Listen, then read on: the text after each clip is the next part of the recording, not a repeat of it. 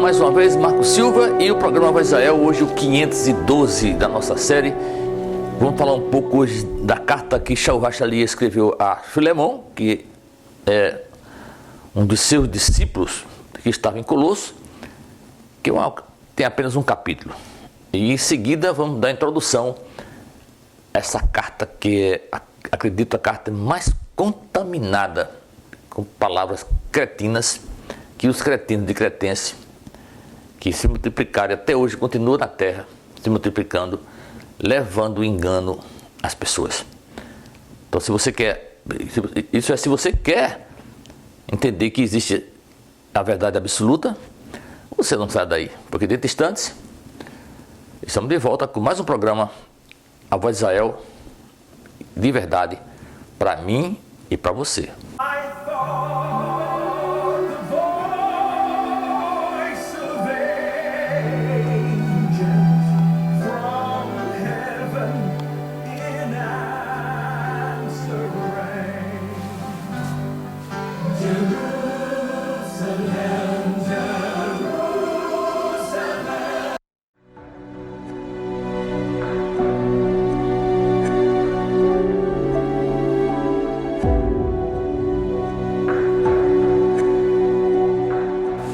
Começando mais um programa Voz Israel, Marco Silva, programa 512 da nossa série. Hoje vamos entrar na carta de Hebreus, mas antes, como falei na abertura, falando algo sobre a carta de Filemon, que Shaul Hashaliah escreveu a Filemon, seu discípulo na cidade de Colossos. Uma carta que tem apenas um capítulo, mas o fulcro do nosso programa hoje é a carta aos Hebreus ou a carta aos judeus messiânicos, como está na Bíblia hebraica, traduzido do hebraico para o português. Então, um programa imperdível que você que está nos acompanhando não deve deixar de assistir, porque isso é conhecimentos, e conhecimento é muito bom. Agora, muito melhor ainda é os conhecimentos acerca da palavra do Eterno. Isso sim é conhecimento que faz a diferença na vida das pessoas e que de verdade conduz a uma vida plena, ainda nessa carne, neste mundo da dor, do sofrimento e da morte. É só fazer por onde? Faça um teste e veja se é verdade. E você viu no programa passado, eu encerrei a carta que Shaul escreveu a Tito, que estava na ilha de Creta, de onde surgiu essa história dos cretinos, que na verdade eram e são até hoje mentirosos, enganadores, preguiçosos e glutões, e homicidas, como também idólatras, e isso é a característica dessas pessoas, porque se você for analisar bem friamente e sem menor constrangimento, você vai observar que essas pessoas que estão no cretino, no ensino cretino, os filhos dos cretenses, esses mentirosos que estavam lá naquela ilha, continuam até hoje na idolatria. Há muitos idólatras. Idólatras não só porque adoram santos das igrejas católicas, das igrejas romanas, de um modo geral aí, que adoram santos, imagens de todo tipo, de pau, de madeira, de ferro, de bronze, e todo tipo de imagem. Anda com carteirinha, anda com sua carteira com a fotografia dessa e daquela santa e daquele santo. Você conhece essa história. E há outros que andam assim com a face de um homem que desenharam e criaram como o seu Deus, que eles entendem como Jesus Cristo, e nós falamos no programa passado, abordamos isso, entendendo por que os cristãos realmente e afins veem Jesus Cristo como Deus. Estudo, ensino dos cretinos da ilha de Creta, dos cretenses, que está se perpetuando, e isso, como eu falei, não é à toa, não é por acaso. O Eterno trabalha assim. Nós vivemos num mundo de laboratório. Estamos aqui para sermos aperfeiçoados, para que possamos, de verdade, nos capacitar a voltar de onde viemos, da nossa santidade que havia antes de entrar nesse mundo Olam Hazé, nesse mundo de Asiá, o mundo da realidade aparente, onde fomos contaminados pela concupiscência da carne, pela essa Yetzer Hará, que é uma tendência natural de cada ser humano, sem exceção, que tende sempre para o mal e sempre para a morte, embora pareça para a vida. E não é à toa que a palavra fala em Provérbios que há caminhos para as pessoas na vida que parecem de vida e na verdade são caminhos de morte. É isso que caracteriza mais uma vez o ensino cretino. E veja só, eu vou falar, e estou falando sobre isso aqui para vocês, que me acompanham, não é porque eu sou dono da verdade, não tem nada a ver. Eu apenas procuro falar naquilo que eu estou vendo, porque eu estudo, eu pesquiso, eu me comprometo com essa palavra. Eu vivo para isso. Meu tempo é gasto, meu dinheiro é gasto em investimento para aprender sobre o Eterno, sobre essa palavra. Assim como foi Shaul e todos os discípulos trabalhavam para chegar à estatura do varão perfeito, que foi o varão que o Eterno criou antes que tudo existisse, no céu, na terra, no mundo, no plano de Raiá, ou seja, o plano espiritual, que já falei a você, que trata-se do homem espiritual chamado Adam Makadimon, que é o espírito, como o Eterno é espírito, de pureza, e para um mundo espiritual onde cada ser que está lá é réplica dele.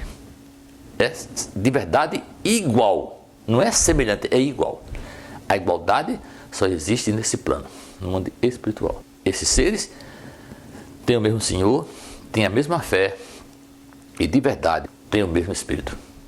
Nada além disso. E mostramos no programa passado esse assunto aí, falando sobre a pessoa que realmente encontra a verdade, porque nasce de novo, tem um novo nascimento pelo mikveh, que seja o batismo, as águas, que são as águas, nada mais, nada menos é do que a Davá, a palavra do Eterno. Quem está nessa palavra, de verdade como ela é, e não seguindo o ensino cretino, e é isso que eu quero deixar bem claro aqui, essa história da cretinice, que talvez para você que está me vendo pela primeira vez, ou já viu, e não está gostando do que estou falando, eu seja o cretino. E eu digo, é justo você pensar assim, porque é a sua fé. Eu não vou discutir fé com você nem com ninguém, porque é a fé de cada um. Eu não estou aqui para ensinar fé a ninguém. Estou aqui para mostrar a palavra como ela realmente é, porque me envolvo com isso, tenho buscado e, como disse aqui, estou aberto. Então, eu nasci de novo na palavra, no Davá, pelo Ruach HaKodesh, que é o batismo no Espírito Santo, no Espírito do Eterno, que é fogo devorador, fogo consumidor, que é a única coisa que pode purificar tudo de verdade, é o fogo. O fogo realmente purifica isso. Não, a água da palavra, ela gera fogo em você. Você recebe esse fogo. Quando a palavra entra em você, você é lavado. Você tem a sua mente, seu coração lavado, para que o Eterno habite no templo que ele criou. Não o templo que homens fizeram e até hoje fazem por toda a terra. A cada dia mais ostentosos, maravilhosos, encantador, porque é isso que o inimigo, na permissão do Eterno, faz para fazer a sua missão, cumprir a sua missão, enganar e confundir. O Eterno se permite para selecionar quem realmente ama o Eterno e sabe em quem tem crido. É simplesmente assim. Mas no programa de hoje, como eu disse, vou falar um pouco sobre a carta de Filemon, porque a carta que Shaul escreveu a Filemon é uma carta de um capítulo só. Eu vou fazer aqui uma pincelada, resumindo esse capítulo, para que você entenda, porque nós estamos estudando essa palavra desde o Bereshit, o Gênesis, e estamos caminhando capítulo por capítulo, livro por livro, até agora, sem ter saltado nenhum livro. Então, a carta de Filemon faz parte da palavra e eu vou falar um pouco para você acerca dela. Filemon, quem era Filemon? E por que Shaul escreveu a Filemon? E quando foi que Shaul escreveu essa carta para Filemon? Respondendo a primeira pergunta, Filemon, eu já disse na abertura do programa, era o quê? Um discípulo de Shaul, se converteu com ele, provavelmente, porque em Colosso, Paulo estava preso em Roma quando escreveu essa carta, no ano 60, para Filemon, que é um discípulo convertido pelo ensino que Shaul levou, não pelo ensino dos cretinos de Cretas, da ilha de Creta, não por ele, porque Paulo, Shaul, foi bem claro aí no Tito, lá na ilha de Creta, com o supervisor, acabar, dirimir o mais possível com esses ensinos que estavam acabando com a família, e até hoje acabam com as famílias, um ensino deturpado por apenas entender letras, e certamente porque isso fala ao coração da maioria das pessoas. Elas querem comodidade. Elas não querem trabalho, elas querem emprego. Elas querem coisas dadas, receber fácil. E a Bíblia é clara, a palavra eterna é clara que o reino do eterno, para ele reinar em você, é preciso você se esforçar. É luta, é muita luta. Eu posso falar disso com qualquer pessoa que de verdade busca o eterno de verdade, não de fachada. Não é fácil, não é fácil. Mas se você persiste, é como diz a palavra, você é mais do que vencedor. Então, Shaul está escrevendo a Filemon, que é seu discípulo. Por quê? Porque Shaul está devolvendo a Filemon um escravo seu que fugiu de Filemon. Inclusive, tudo indica que ele roubou a Filemon e fugiu para Roma quando encontrou Paulo. E lá pediu perdão e se converteu. O chamado Onésimo, que em hebraico quer dizer útil. E Paulo fala acerca disso, que para ele o Onésimo, além de ser útil, está sendo muito útil, vai ser muito útil para Filemon, porque Shaul agora está devolvendo esse escravo, o escravo que roubou a Filemon, que Paulo diz a ele, ó, se tem alguma coisa que ele der a você, eu boto na minha conta que eu pago, assim, eu pago. Mas lembre você que eu salvei você, Paulo, eu ajudei a salvar você, na verdade. Você foi salvo, está liberto pelo que foi lhe ensinado, e também porque Shaul era um cidadão romano e tinha realmente poder entre os romanos, porque os romanos respeitavam cada cidadão romano. E talvez Filemon precisou de Shaul numa situação difícil. E aí Paulo está dizendo a ele, estou devolvendo esse rapaz, esse escravo, que agora não é mais escravo, você deve vê-lo como um irmão agora, um irmão, não mais escravo. Porque naquela época, um escravo, se ele roubasse ou fugisse do seu senhor, ele tinha tudo para ser morto, ou ter as pernas quebradas, ou o rosto cortado, marcado no rosto, uma ferida grande, para mostrar que ele era um servo, que era um escravo realmente rebelde. E Shaul está aí pedindo a Filemon que eu receba com amor, como se estivesse recebendo a ele mesmo. Esse é o fulcro da carta que Shaul escreve a Filemon. O assunto é somente esse, e Paulo no final encerra que gostaria de estar lá, espera ir lá visitar Colosso, encontrar com ele pessoalmente, como de sempre, e agradece aos irmãos que estão lá com Filemon. Esse é o resumo da carta de Shaul a Filemon. E o programa de hoje nós vamos iniciar uma das cartas mais terríveis, mais contaminadas, com um texto criado fora do contexto para enganar quem pode ser enganado. Um trabalho tremendo do Eterno para realmente selecionar quem pode olhar para isso e enxergar a verdade. Porque estuda, porque busca. Você não faz uma prova para passar numa prova sem estudar. A não ser que você compre a prova aqui. A pessoa diz assim, se você não estudar na prova, você não vai passar. E tem que estudar muito. Para não errar, porque você sabe, nós sabemos que quem estuda há muitas questões que são capciosas, que tem apenas uma vírgula, ou uma preposição, ou um artigo que muda todo o sentido da frase e você erra porque você não entende, você não prestou atenção, você não sabia. Quando você sabe, você não vai errar. Esse é o trabalho, é difícil demais passar nessa prova.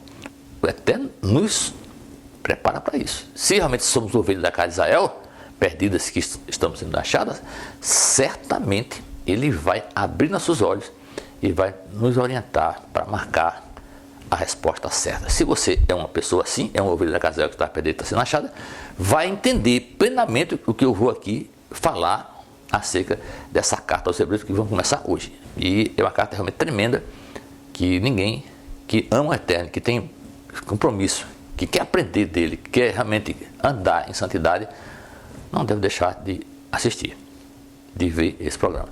Então eu quero começar essa carta falando sobre a sua origem, que é muito discutida.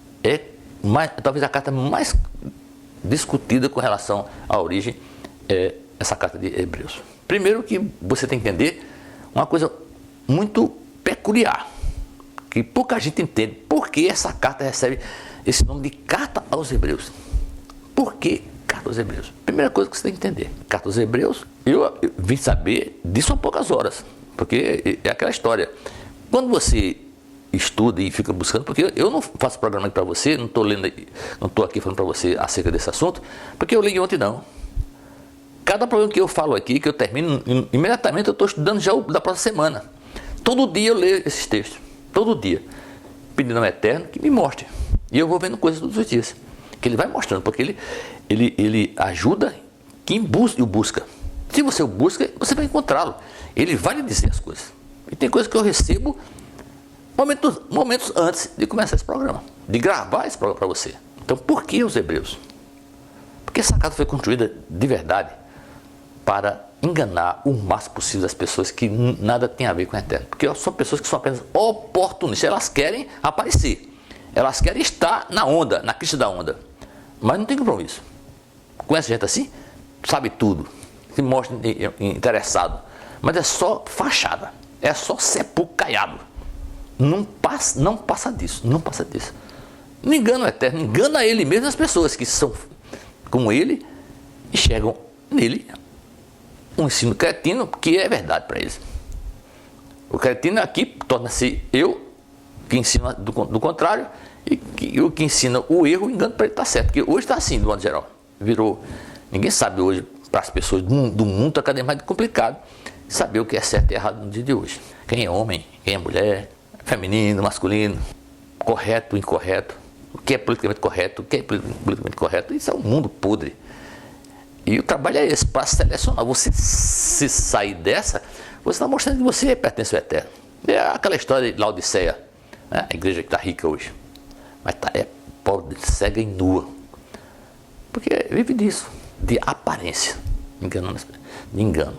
E aqui não temos esse trabalho. Nosso trabalho aqui não é esse, é dizer a verdade, doa a quem doer e em quem doer. Então essa carta aí foi escrita aos Hebreus porque ela foi construída para isso, para enganar o máximo de pessoas possível. Por quê? Porque você vai ver que essa carta começa destruindo, afastando de maneira sorrateira, para quem não pode enxergar, obviamente, para quem pode, tá claro. Quando eu comecei a ler essa carta há uns anos atrás, foi fantástico. Mas o tempo vai mostrando, é para poder aprender as coisas, até esperar nele, porque ele vai trazer a resposta. Você pensa que não chega a resposta. Então, foi feita para desconstruir a realidade judaica dessa palavra. Tirar de cena a participação especialíssima do povo eleito. Sacerdócio real, por de propriedade exclusiva do Eterno, que é Israel do Eterno, que está inicialmente nascido de um povo que é conhecido no passado como Hebreus, ou Hebreus, que passou depois do cativeiro babilônico a ser chamado de judeu. E isso foi crescendo mais enfaticamente no século XVIII, começo do século XIX da nossa era. Então, esse é o propósito, afastar. E se você vai ver, quando eu começar a falar sobre essa carta, que não vai ser hoje eu vou fazer essa introdução, para que você possa entender o que eu vou explicar, vou mostrar a você nos próximos programas, se assim vai até me permitir, mostrando, revelando, demonstrando a realidade dessa carta, como ela é dúbia, como ela está mostrando algo, para quem não lê letra, é simplesmente a verdade, e sabemos que não é. Um engano muito bem armado por quem realmente elaborou essa carta, que é isso que nós vamos falar agora, a origem dela. Quem escreveu essa carta? É Shaul que escreveu essa carta? Paulo? Eu acreditava que era Paulo, e certamente Paulo escreveu essa carta, mas não essa carta que está aí. Não essa carta que está na Bíblia, em qualquer versão da Bíblia, seja ela traduzida do hebraico para o português, como também em nenhuma Bíblia cristã. Shaul pode ter escrito essa carta, mas não essa que está escrita nesses papéis em qualquer Bíblia. Essa não. E nós vamos ver ao longo dessa carta, que nós vamos falar sobre ela, a verdade acerca disso. Então, a origem é controvertida. Desde Shaul até mesmo por Priscila, Clemente de Roma, Silas, Barnabé, são pessoas que podem ter escrito essa carta. É o que os estudiosos acreditam. Eu particularmente creio que Shaul escrever essa carta, não da forma que ela está aí, como diz nesse papel. Como está no papel que já falei a você em qualquer Bíblia. Não dessa forma. Mas como ela foi trabalhada na permissão do Eterno para realmente é uma prova para você acertar ou errar.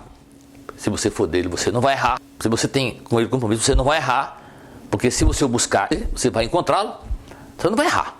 Não vai errar. Se você está errando é porque você não buscou como deveria buscá-lo. Está sendo enganado, está no engano e está enganando as pessoas.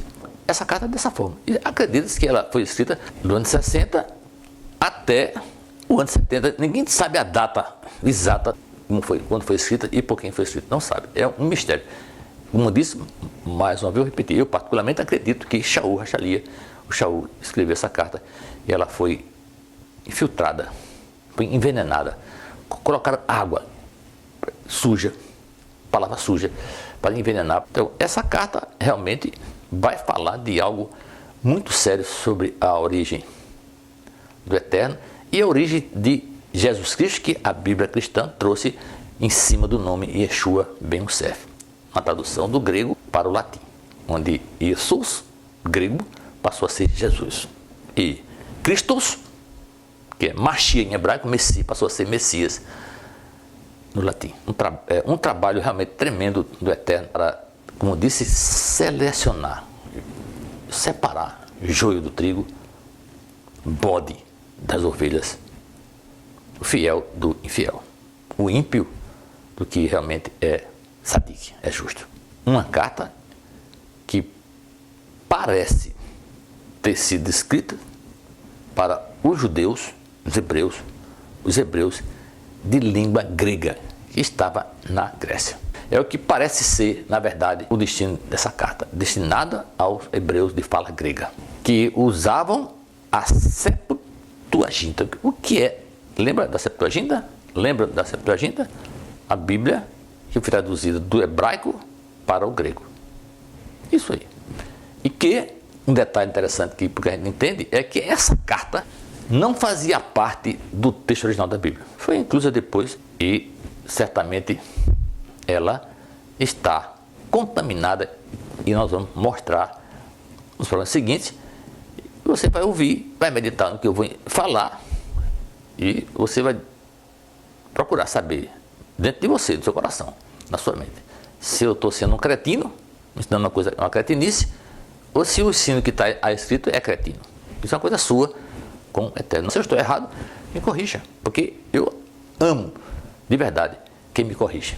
Eu não tenho raiva de quem me corrige, de maneira nenhuma. Eu procuro imitar as pessoas que se mostram melhor do que eu. Que é assim que eu vivo, procurando me espelhar no que é melhor para o Eterno. Se você tem isso, para mim, eu agradeço desde já. É isso que eu estou aqui tentando passar para todas as pessoas que me ouvem e me assistem nesse canal. E essa carta ainda, como eu disse, é muito discutida e muitos a tentar explicar as discrepâncias que existem entre o que Paulo ensinou nas outras cartas, de maneira mais clara e evidente, do que nessa carta aos Hebreus. Aí muitos como Clemente de Alexandria, Orígenes, Tertuliano, até o próprio Martin Lutero e outros estudiosos modernos têm explicações, mas nenhuma justificativa para afirmar categoricamente que Shaul escreveu essa carta e quem de verdade escreveu essa carta. Mas o que importa, que é importante que você saiba disso, é que esse livro existe de propósito, está com o propósito de realmente selecionar. É mais uma questão que você pode entender como uma capciosa, que só vai responder a resposta correta quem receber do Eterno essa informação.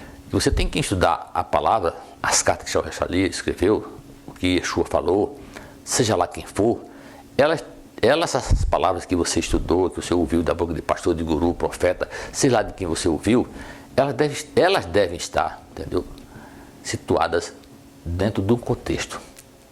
Não é um texto, não é uma palavra jogada, um versículo jogado, porque, como já disse, e você que me ouve, já ouviu falar sobre isso, papel aceita tudo. Eu escrevo o que quiser no papel.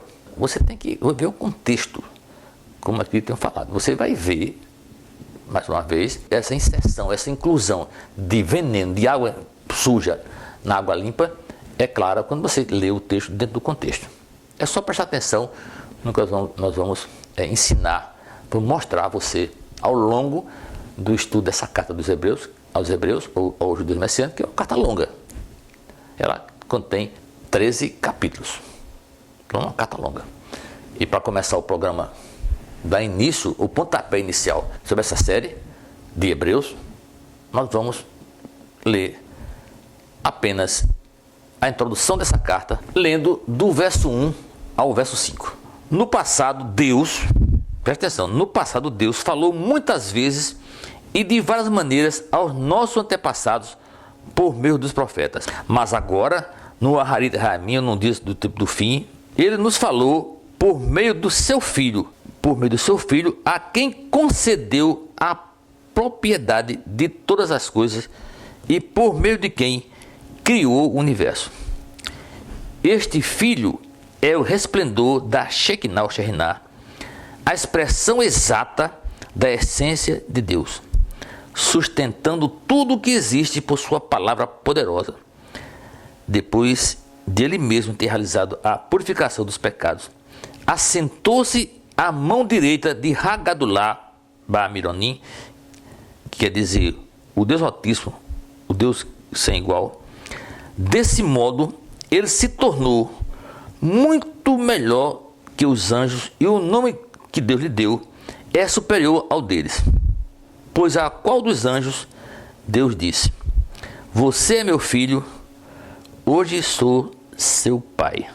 Veja que coisa impressionante. Essa veja só, eu li a linguagem aqui na tradução da Bíblia hebraica para o português, traduzida pelo quê? Por um judeu que se dizia messiânico, que cria no Mashiach Yeshua, desde a Gasté. Veja só, versão de hebraica. Um judeu lendo, traduzindo dessa forma. Quem lê uma coisa dessa, se não prestar atenção, não tem dúvida nenhuma que vai cair na cretinice de acreditar que Jesus Cristo, que Deus tem filho e que Jesus é filho de Deus e que ele realmente é Deus. Porque o texto parece dizer isso, ou não? Mas o texto começa dizendo que Deus, no princípio das coisas, no começo de tudo, ele ensinou, vem ensinando a todos nós, através de várias maneiras, e no passado pelos profetas.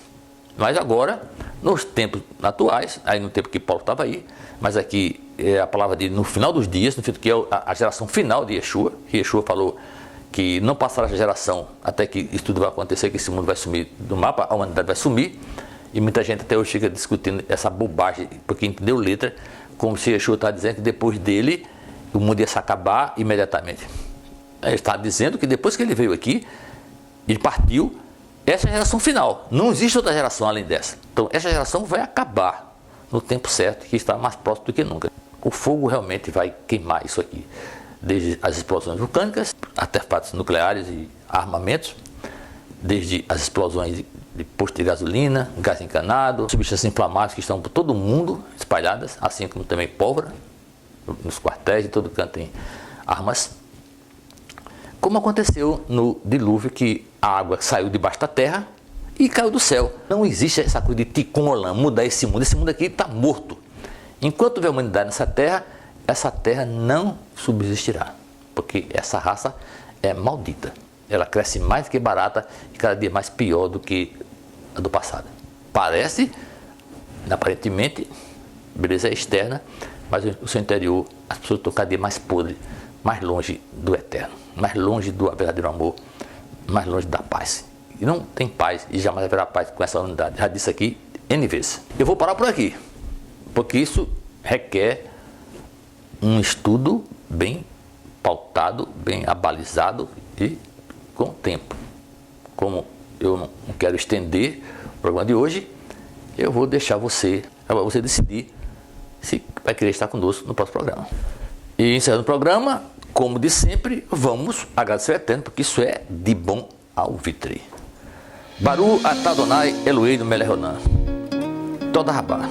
Bendito seja o Senhor, nosso Deus do universo. Muito obrigado.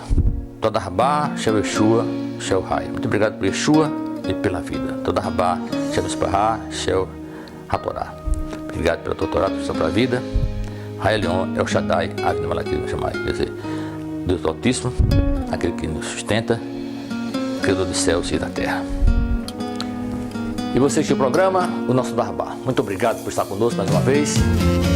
E receba mais uma vez também a Shalom do Eterno, a Shalom mesmo, Adonai, a paz que vem de Adonai, o Criador, Adonai, Elohim, Melech Haolam. E obviamente você comigo está lembrando e vai guardar o Shabbat que está chegando, porque somos ovelhas da Gazel que estão perdidas nas achadas. Receba a Shalom do Eterno verdadeiramente. E vamos mais uma vez guardar o Shabbat que está chegando. Assim sendo, letra Ot, quer dizer, até logo e Alabai. Tchau.